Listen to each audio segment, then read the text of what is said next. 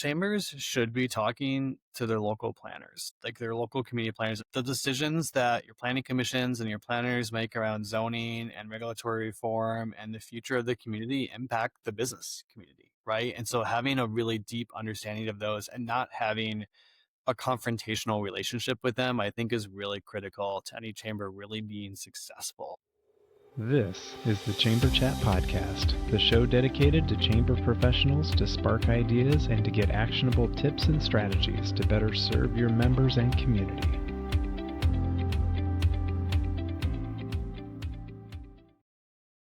Hello, Chamber Champions. Welcome to Chamber Chat Podcast. I'm your host, Brandon Burton, and it's my goal here on the podcast to introduce you to people and ideas to better help you serve your chamber members and your community.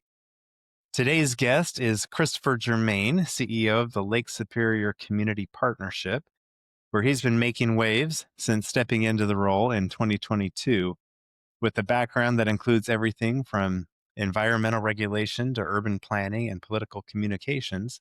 Christopher brings a diverse and dynamic perspective to regional economic development. Before LSCP, he spent 6 years with the Michigan Economic Development Corporation, helping communities across the state through redevelopment-ready community programs. A proud Michigan native and Northern Michigan University alum, Christopher fell in love with Marquette and the Upper Peninsula and has become one of the strongest advocates. His leadership at LSCP has introduced an ambitious, comprehensive economic development model that is tackling major regional issues like housing, childcare, air service, and small business support. When he's not working, you'll probably find him out exploring the natural beauty of the Upper Peninsula, cooking up something delicious in the kitchen, even logging some hours in flight training. He shares his adventures with his husband, Aaron, and their energetic cattle dog, Woody. But Christopher, I'm excited to have you with us today here on Chamber Chat Podcast. I'd love to give you an opportunity to say hello to all the Chamber champions who are out there listening and to share something interesting about yourself so we can all get to know you a little better. Sure. Yeah. Thanks, Brandon, for having me this morning. It's really great to be here. We're excited about this. Additionally, beyond the flight training, which is usually the part people find the most interesting about me, I've been teaching myself to code video games as well because I don't have enough to do apparently. So that has been a really cool kind of feature as well. But honestly, my dog doesn't let me do anything that sits down. If anyone else owns a cattle dog or a blue heeler, they would understand. Right? That's awesome. Yeah, the flight training, it is super interesting. A friend of mine is a flight trainer. He has his own company doing flight training. Last Christmas, I had the idea. I reached out to him. I'm like, hey, would you take my wife and I up to look at Christmas lights? And it was pretty cool to look at the Christmas lights from the sky. But there's a lot of cool things you can do from the air. The video game coding too. That is interesting. That's a first that I've heard. So is that what drew the interest to coding video games? So I learned it a number of years ago and I kind of lost it. But honestly, what's redriven my renewal of it is an old video game from like the early 2000s that they don't make anymore. And I've been trying to recreate it. So I've been using Claude and ChatGPT and all those AI coding assistants, in addition to those years of actual school knowledge games as best I can. So it's pretty cool.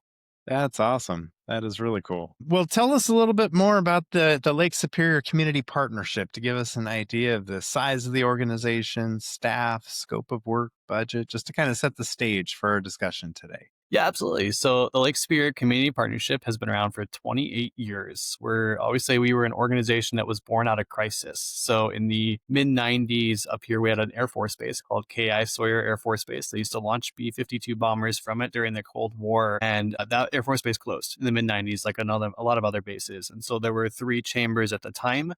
They all formed into a single chamber called the Lake Superior Community Partnership and started down this path towards greater economic development in addition to chamber services. Today, we're an organization that really focuses heavily on economic development, but retains those chamber pieces as well. We have 400 members currently, which is about a 30% growth over the last 3 years as we've really changed our model. A 12-person team, about a $900,000 operating budget, but a multi-million-dollar budget when you factor in the grants that we're entrusted with from our state and federal partners as well. So We tackle honestly everything from traditional chamber services like business after hours and ribbon cuttings and breakfast events to a full scale business retention expansion program. We tackle issues like housing and childcare. We do advocacy in Lansing and DC. My friends joke that I'm never home, because we're always so active doing something. So That's right. Man, yeah, that's enough to keep you busy there. Luckily, the 12 staff helped to get that done, I'm sure. That's they sure do. And that's about a 50% growth over the last few years. So it's nice as we've grown, our team has been able to grow.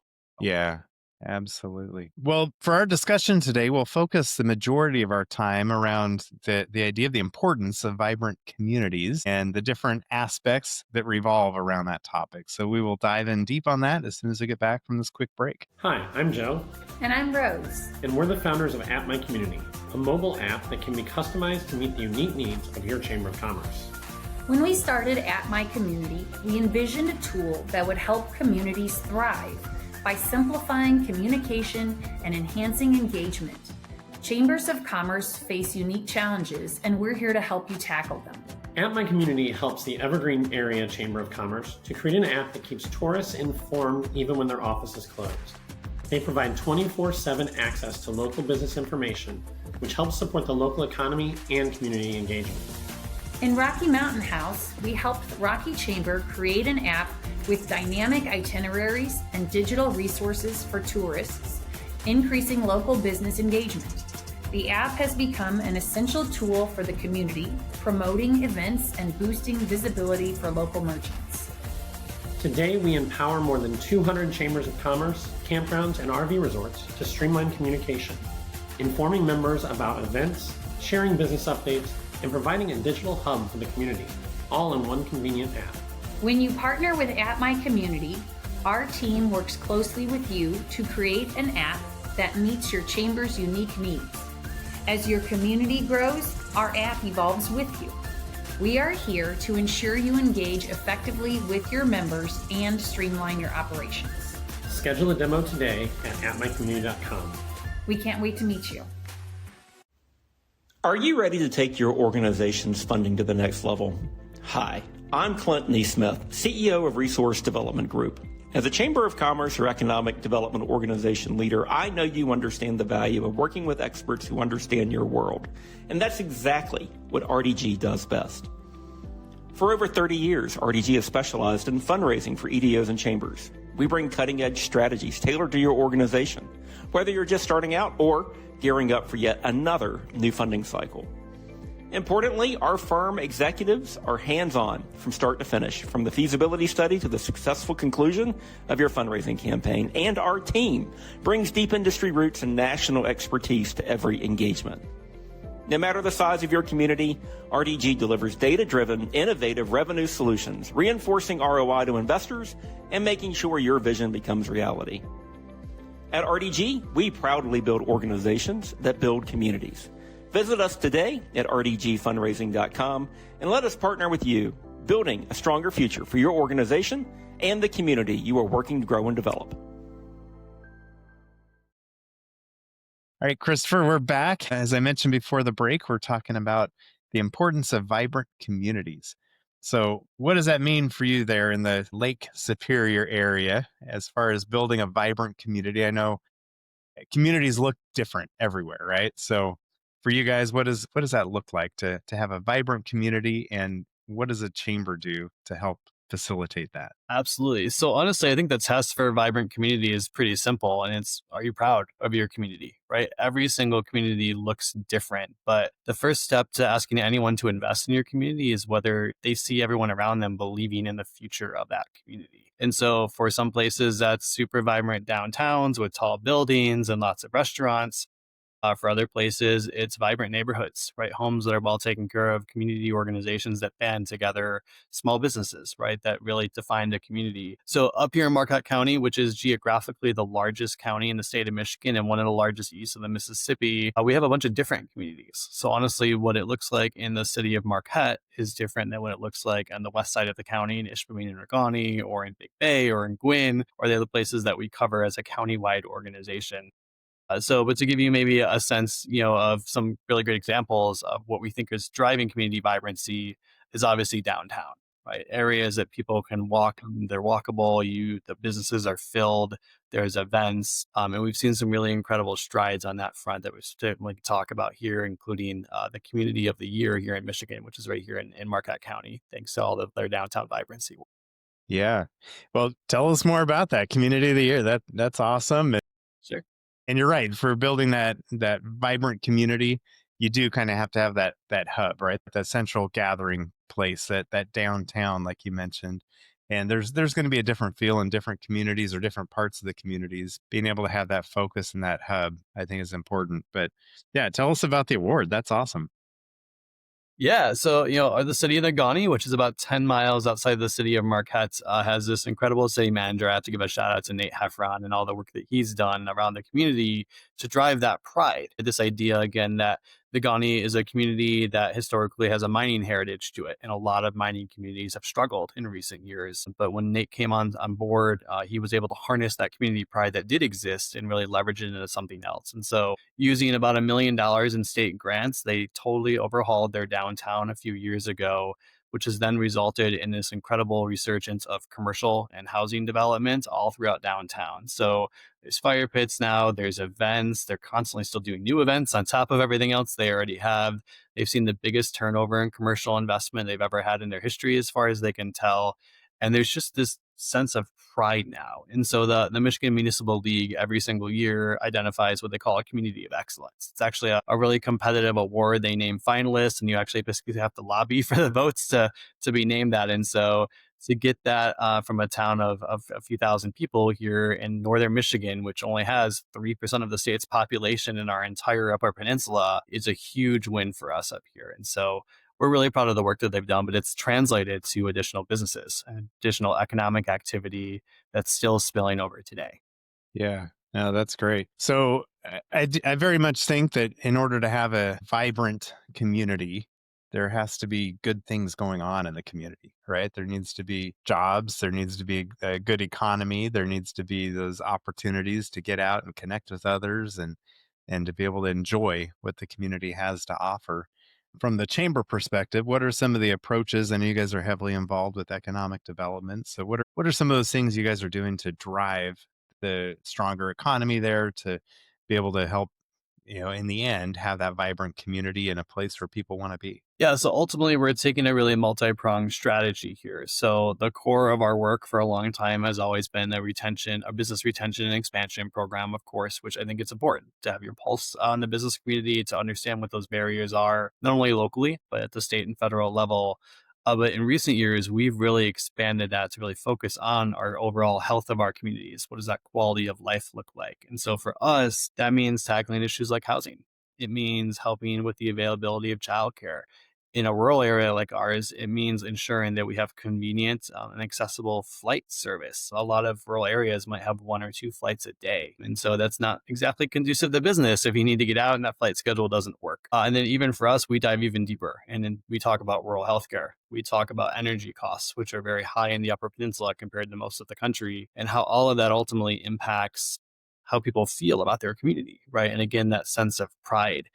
It's so easy, quite frankly, to derail community efforts, right, with the negativity that you can see on social media or that people show up to public meetings. And so working as a chamber to go meet with those businesses, to hold public events, to bring as much from outside, like from underneath, I should say, the paywall, right, of membership of the LSCP, and just do good community work is really vital to us. And it's possible because of our public sector partners really coming to the table.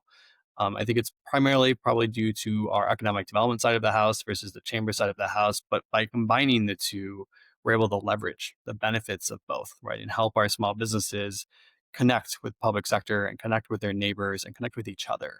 And so they can actually offer their services, in the coffee shop from the art shop down the street, right? And we see those kind of connections happen too. And that drives that community pride too.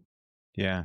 So what really stood out to me was the flight service, and being able to have a focus on that and help bring more flights and more people in. How do you approach something like that? I mean, I think, a flight will come and go as there's a demand for it, is what I would assume, but maybe I'm assuming wrong. So Sure. how do you approach that to try to get more flights coming in and out of town? Yeah, so it's interesting for us up here in the Upper Peninsula. We have 6 commercial airports for an area of about 300,000 people. Now we're really geographically dispersed, right? So it makes sense that you can't just have one. But Yeah. 5 of those 6 airports, federal subsidies through a program called Essential Air Service. It's a program that was set up in the 80s when the airlines deregulated and basically was meant to help transition rural areas as consolidation happened. They would maintain critical air service if you were too far away from a hub.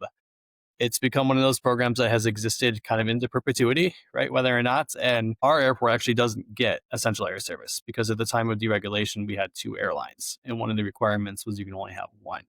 And so for us, what air service looks like is actually going and meeting with airlines and doing what we call demand and leakage studies, where we actually see what demand is generating in our travel shed and where it's going. In our case, we're actually losing 52% of the demand that generates in our travel shed to places that are either subsidized by the federal government or folks are driving the 6 hours to Chicago to take an international flight, which sometimes that makes sense. So we literally go meet with airlines, we do the data studies, we do marketing, and then we work directly with our airport, right? To make sure that they're enhancing the overall experience. So in the last state budget, the LSCP was really the one who put in the request for $3 million state investment in our airport, primarily because we don't get federal subsidies. And we're now working through how to spend those dollars in a way that'll drive long-term fiscal sustainability for the airport, which will make it more appealing to airlines. And I think part of all of that work we've done for years, just last week, maybe 2 weeks ago now, actually, the United Airlines announced that they're coming to Marquette Sawyer Regional Airport. So we'll be the only airport in the region that has all three major airlines coming out of our airport going to Chicago, Minneapolis, and Detroit. So it's been a collective effort. It really takes a whole village to make that happen, but you just have to stay proactive, sort of the answer. Yeah. That's awesome. That's a great win to be able to see American Yeah, come we in were and we to were be able very to open those surprised but doors. happy. Yeah. Yeah. 2 That's years ago, I amazing. was out in Utah, SkyWest, right, which is one of the biggest regional carriers in the country, and we had lost service to Minneapolis in 2022 during the pilot shortage and the plane shortage prompted by COVID. We were able to get it back starting this year, and it's been a game changer for our businesses, especially who have business out west. They can now hop on a plane in the morning via Minneapolis and make it out to the West Coast by lunchtime. Yeah. That's awesome. That's a game changer for sure. So I know you guys recently had a local economic exchange. You want to tell us what that was about and how that plays into this whole conversation of building vibrant communities? Yeah, absolutely. So we were really proud of this event. It's been on my list since I started in this role in 2022 to just bring together the public sector, the private sector, our nonprofit partners, and have a day focused on solutions, right? Where we sort of know what our challenges are. And so the whole idea was to bring folks together, talk about how we move the needle on issues like housing and energy and childcare, rural healthcare, all of those issues. And so the day had about 120 attendees, which I would say for a first time event is a really big win. We've had nothing but positive feedback about it. But ironically, people laughed at us a little bit when we started out the day with a data dump, right? Just tons of data. We had the Federal Reserve come and go through their data. We had our own data. And I think we saw some rolling eyes and some confusion, but it really set the foundation really well for folks for the rest of the day. And so from there, we went to an inspirational story from the village of Cassopolis, which is an incredible success story here in Michigan about a small village that just decided enough was enough, right? And that they were just going to go after every resource they could go after to make their community more vibrant. And that led to these great breakout sessions and a legislative panel. And so we were just so proud of the event. And in the month since we've had it, the momentum has been very real. We've had more people come to the table. We've had more ideas come out of the woodwork than we can even handle right now. And so that's a good problem to have. We're really proud of it as we move into planning for 2026 and figuring out what are our focus areas. They'll likely come out of that event. Right. Yeah, that event sounds like it's great and really just drawing attention to some of these good things that are happening throughout the region. But at the beginning, as we started talking about vibrant communities, I really liked what you had to say about really creating a place that you want to be. And it may be tough to measure, are we a vibrant community? Have we increased our vibrancy? Are we, decreasing? Where are we at? But what are some of those benchmarks you look at as far as, is your community vibrant? Is it going in the right direction? Is it going the opposite way? What are we doing to help kind of regenerate that excitement and desire to be a part of the community? What are some of those things that you Sure. look So, at to measure I that? think there's qualitative and quantitative stuff, right, that you can look at. And so I think on the quantitative stuff, there's some simple things like population growth, right? Are you seeing new housing being built? Are you seeing new students in your school districts? Are you seeing investment, right, in your downtowns and your business community? And you can ask your businesses if they're seeing growing sales, because that likely indicates new events or more people coming to those businesses choosing to spend their dollars locally. We can look at city municipal tax revenue, right, as well as a really big key indicator of a vibrant community. But it really is that qualitative stuff. I always get those two mixed up. Like qualitative stuff that you walk downtown and you see folks. Are they pointing to the shops, right? Are they deciding to move events that maybe left the community back into the community? Are people taking ideas that they have and actually finding the other people in the community who also share those and can create those ideas? And like one really great example is there's a group of folks in the western side of the county that are looking to create a Christmas market for the first time ever. And I honestly think maybe 5 years ago, you would have found a lot of naysayers, right? Who would have said there's just no way this is going to happen.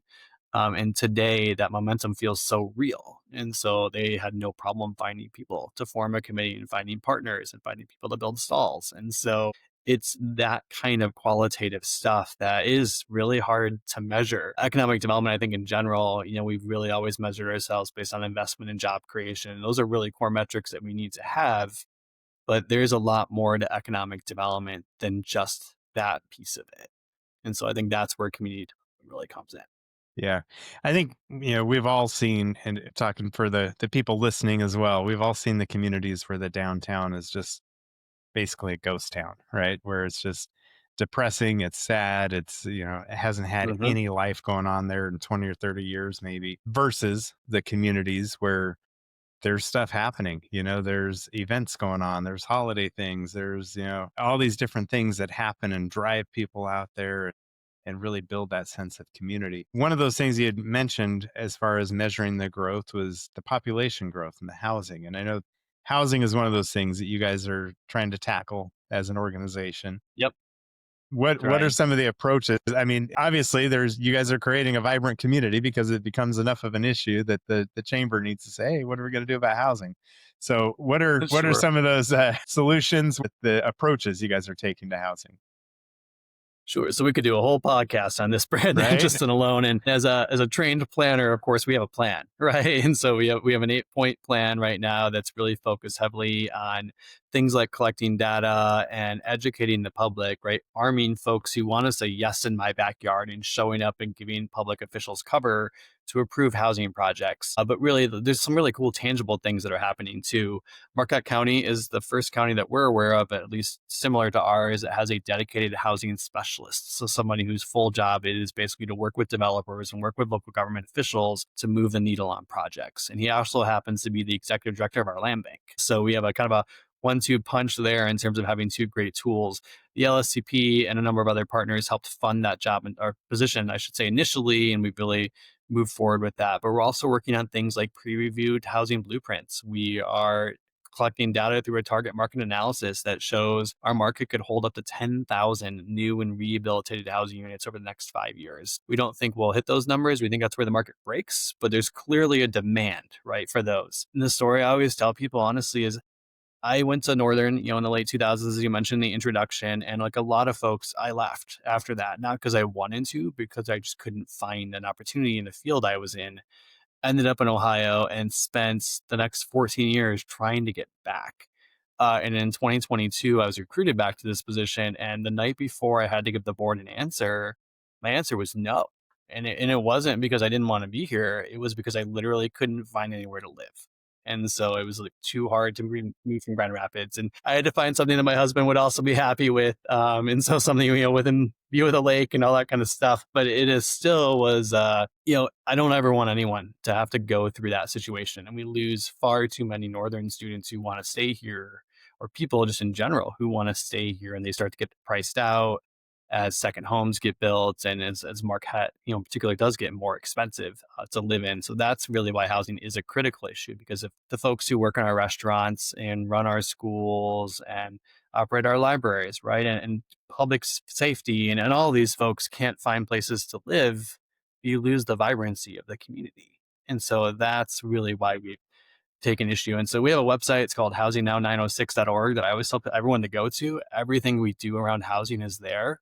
We're happy to share it. We're really proud of our leadership position on housing, because I think a lot of economic developers in general would tell you housing wasn't on our radar even 5 years ago, right? It was somebody else's problem. And now I think we've really figured out that we're losing projects. We are losing deals and losing expansions because our businesses can't find the workers that they need to expand. So they're opting to just not expand. And so housing is the real deal there.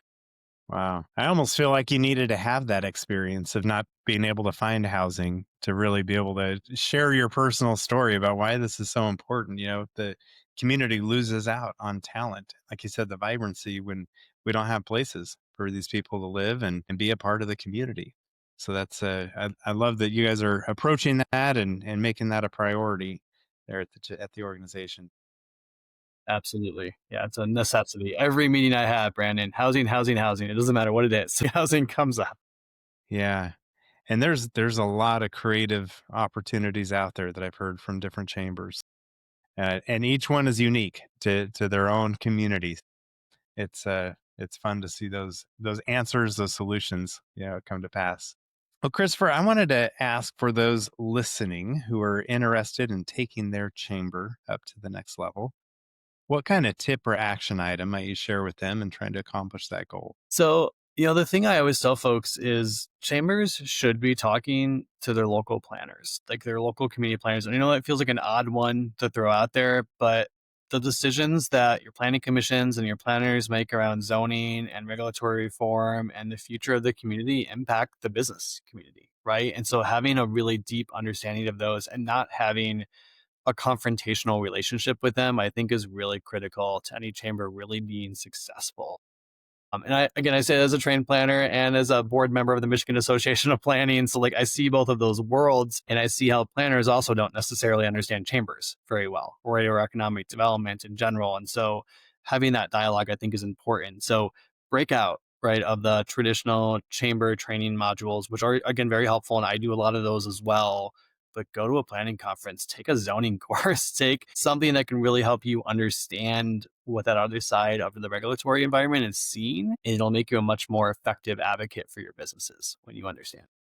Yeah, I have not heard that as a tip yet, and that is so wise. As I think of a chamber executive, just being able to understand what's possible from the community planning standpoint, being able to understand what obstacles they're dealing with as well, what their constraints are, what their blind spots are, and being able to come to the table and say, here from the business community, these are the things that are important to have a vibrant community. So how can we make these things match up and find solutions together, but without having those conversations ahead of time and kind of knowing what those community planners are thinking and what they're working with makes it really hard to walk into those conversations without having it be a little bit confrontational because you're coming from perspectives that neither of you understand. So I think that's such a wise tip. Exactly. Yeah, I love And that. the example I always give folks, Brandon, too, is I sat on the master plan steering committee for the city of Marquette. And early on, we had to set principles, right? Guiding principles for the plan. And one of them was to protect neighborhoods. And, my response was yes, I love the area where I live in and I don't want it to massively change. But if we're setting out to not change anything, we're not creating new business opportunities and we're not creating opportunities for the neighborhood to really evolve in a way we want it to. And I think it took the business community pushing to change that a little bit. And so it's a balance, right? But really, our local government partners and planners, they're not our enemies. They really Right. can be our allies when we understand each other. Yeah, absolutely. Very well said. Well, I like asking everyone I have on the show as we look to the future of chambers of commerce, how do you see the future of chambers and their purpose going forward? So I think there's always going to be this human need for connection, right? And this idea of learning from each other and partnering together. And so I see chambers that are, embracing technology like AI to like amplify their value for their members. And whether it's a smarter business listing or taking your networking events that maybe are heavily on networking right now and incorporating an educational component to them. That's what we did with our Breakfast in Business series. So it's not just about having coffee with your friends, but you always leave having learned something or met somebody new. That's where I really feel the future is continuing to evolve in that way, but also integrating economic development. I'll admit, like, our structure is very complex, and sometimes it is hard to balance the economic development and the chamber side of things, and sometimes, quite frankly, they're in conflict. And so trying to figure out how to balance those two can be really difficult. But I also think if chambers in their local communities have an opportunity to partner with their economic development organizations to consider some sort of structural marriage, I would really encourage them to do that, because I also think that really is the future if you can plan it correctly. There's a lot of models that don't work too, but if you can find the one that fits, you're going to be better off as a chamber working directly with your economic development organization than Yeah. you are as separate entities. Yeah. And there's no harm in looking to other communities and seeing how they do it and what's working for them and seeing what those structures look like that are working. All of us have those other communities we look to and maybe want to be a little bit more like, and look and see what those structures look like in those communities.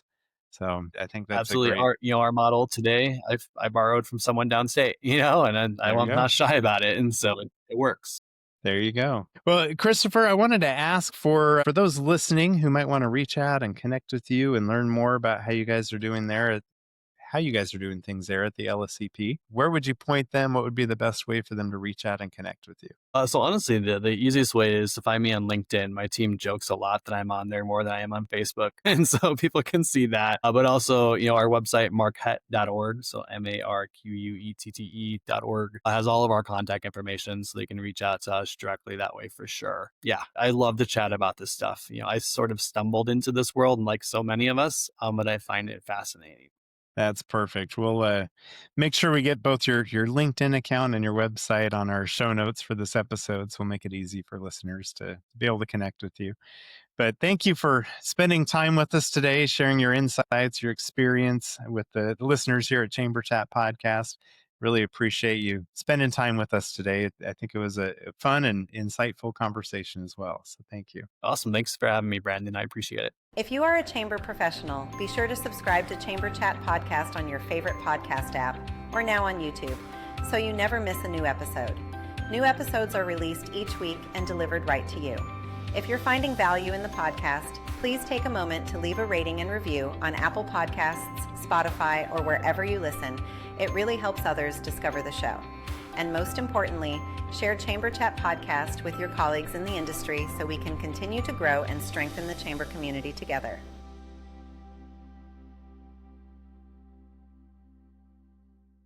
This episode is brought to you by Riverside. If you've ever thought about starting a podcast for your chamber or your business, one of the biggest challenges is recording high-quality audio and video, especially when you and your guest aren't in the same room.